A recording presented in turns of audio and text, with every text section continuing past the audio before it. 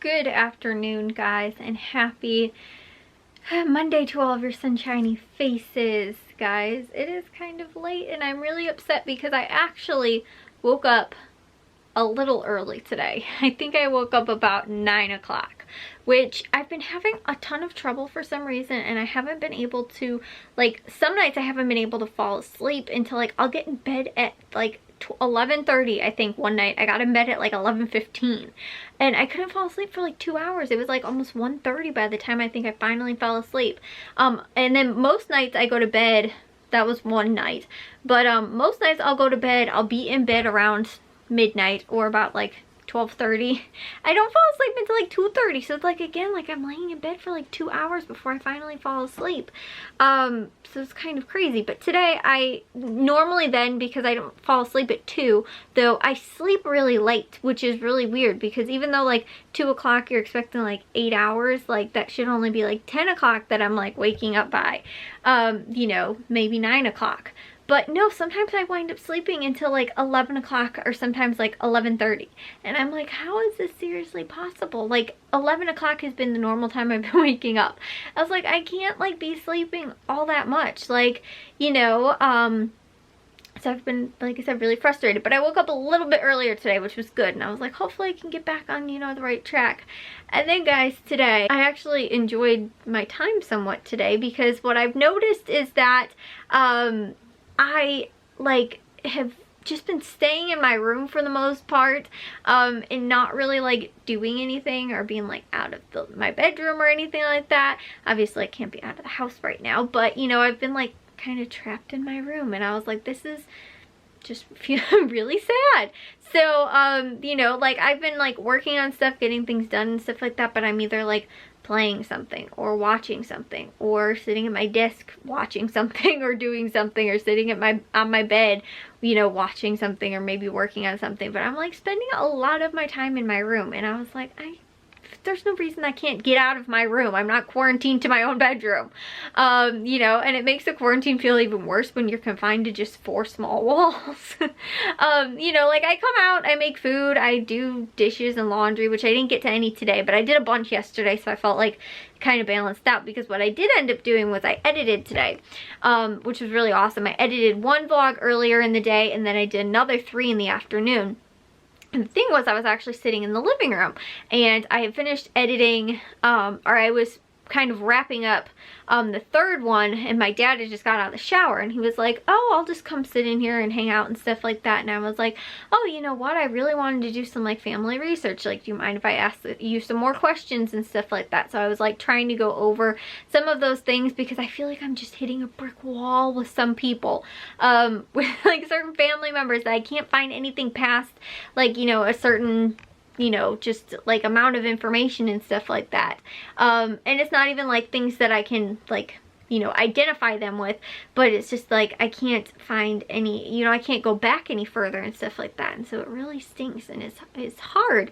You know, I want to find more information out about these people and everything. So like I said, that's what I've been, you know, was trying to work on. I was trying to figure out from my dad, like, you know, just a little bit of stuff. And actually my mom was weighing in on some things, because she has she did the 23andMe, and she was like, oh, I should send you like, you know, the information and stuff like that, or like, you know, just her login, so that I can actually take a look at some of the stuff, because she's like, some of this stuff is just completely over my head, like, you know, some of the information with like the DNA and, you know, relatives and all that kind of stuff, and like how you could be related, and what is the, you know, maybe your 4th, you know, great-grandparent was probably, you know, based on DNA information, they probably came from here and stuff like that.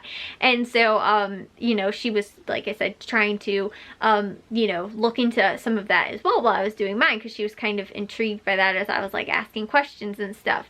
So anyways, long story short, she was working on that, and then I slowly started to help her on her stuff. And I realized that 23andMe actually does have like a family tree that will help you connect to people that you are related to.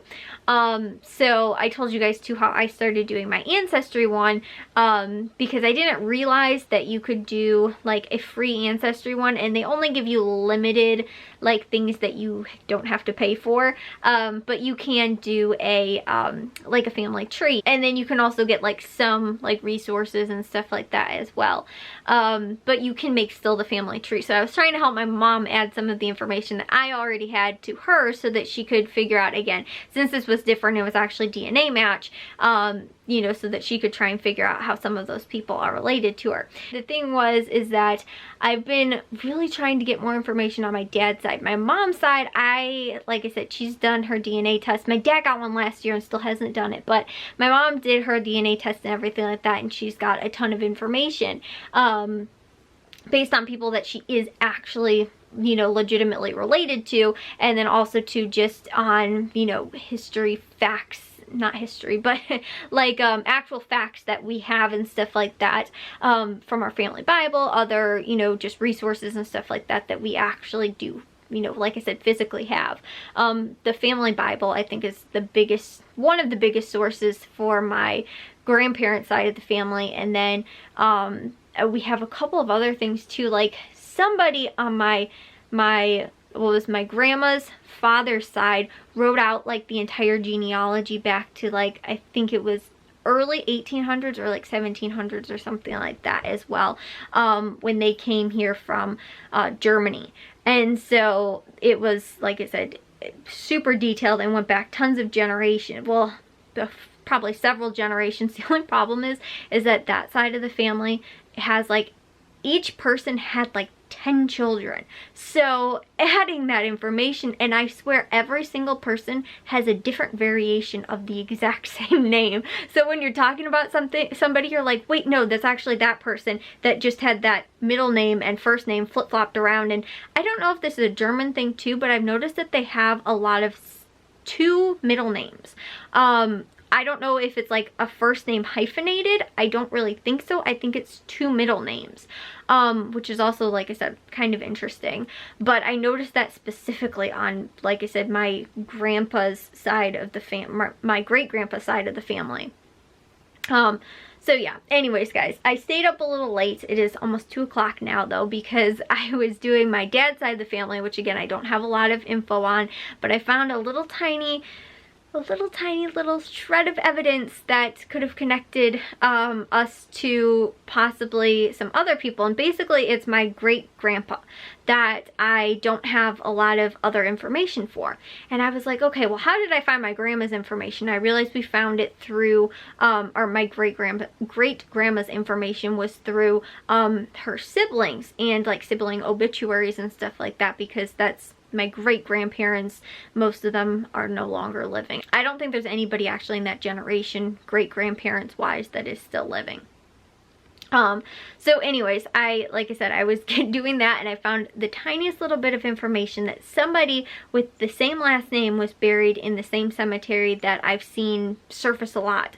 And because they're Catholic, a lot of them are all buried in like Catholic cemeteries, especially in Chicago, because most of them are all from Chicago. So I was like, okay, let's see if I can use this. And it was actually the wife of somebody that I think might be the brother of my great-grandpa.